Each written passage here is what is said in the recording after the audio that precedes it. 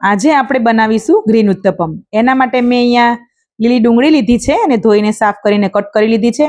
એક અડધું મેં કેપ્સિકમ લીધું છે, 1 કપ મેં અહીંયા વટાણા લીધા છે, લીલા મરચાં અને લીલું લસણ પણ લીધું છે। તો બધી જ વસ્તુને આપણે મિક્સિંગ બાઉલમાં એડ કરીશું। તમને અહીંયા કોઈ વસ્તુ ના ભાવતી હોય તો તમે સ્કીપ પણ કરી શકો છો અને કોઈ વસ્તુ વધારે પસંદ હોય તો વધારે પણ એડ કરી શકો છો તમારા એકોર્ડિંગ। તો બધી જ વસ્તુને આપણે મિક્સિંગ બાઉલમાં એડ કરી લેવાની છે અને બધી વસ્તુને આપણે મિક્સ કરી લઈશું। આ રીતે આપણે ગ્રીન ઉત્તપમ બનાવીએ ને તો ખૂબ જ ટેસ્ટી લાગે છે અને ખૂબ હેલ્ધી છે, કેમ કે આપણે બધી જ અહીંયા ગ્રીન વેજીટેબલ્સ એડ કરી છે। તો અહીંયા ટેસ્ટ પ્રમાણે મીઠું અને ટેસ્ટ પ્રમાણે મરચું બંને એડ કરી લેવાનું છે અને મિક્સ કરી લેવાનું છે। બાકી કોઈ વસ્તુ આપણે અહીંયા એડ નથી કરવાની, 2 જ મસાલામાં એડ કરવાનું છે, મરચું અને મીઠું। તો આને આપણે સાઈડમાં મૂકી દઈશું। અહીંયા આપણે બેટર લીધું છે, આપણે જે ઢોસા ઇડલી બનાવીએ છીએ એ જ બેટર છે, અને ઉત્તપમ પણ આપણે બનાવી શકીએ છીએ।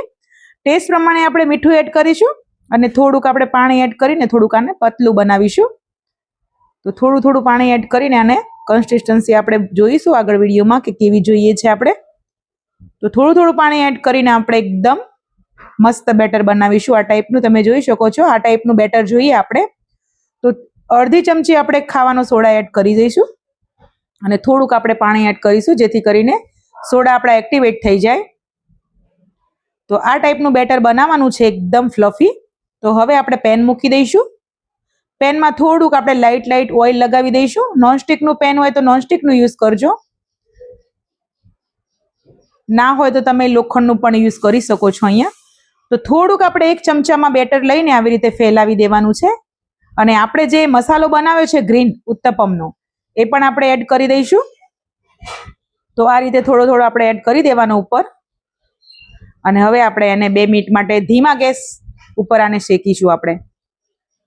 તો 2 મિનિટ થઈ ગઈ છે, તો ખોલીને આપણે ચેક કરીએ। તો અહીંયા આપણે થોડું બ્રશ વડે આપણે ઓઇલ લગાવીશું, એકદમ લાઇટ। એકદમ ઓછા તેલમાં આ નાસ્તો બનીને તૈયાર થાય છે અને ખાવામાં ખૂબ હેલ્ધી અને ટેસ્ટી છે।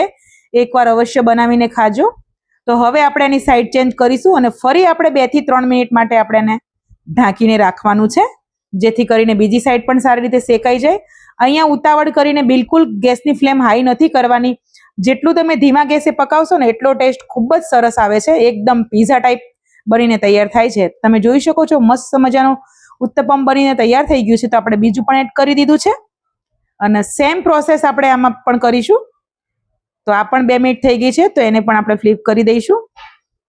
તો મસ્ત મજાના ગ્રીન ઉત્તપમ બનીને તૈયાર થઈ ગયા છે। વિડીયો પસંદ આવ્યો હોય તો વિડીયોને લાઈક કરજો, નવા હોય તો ચેનલને સબસ્ક્રાઇબ કરજો અને શેર પણ કરી દેજો। આવી નવી હેલ્ધી રેસીપી જોવા માટે બન્યા રહેજો। મળીશું એક નેક્સ્ટ વિડીયોમાં। જય શ્રી કૃષ્ણ બધાને।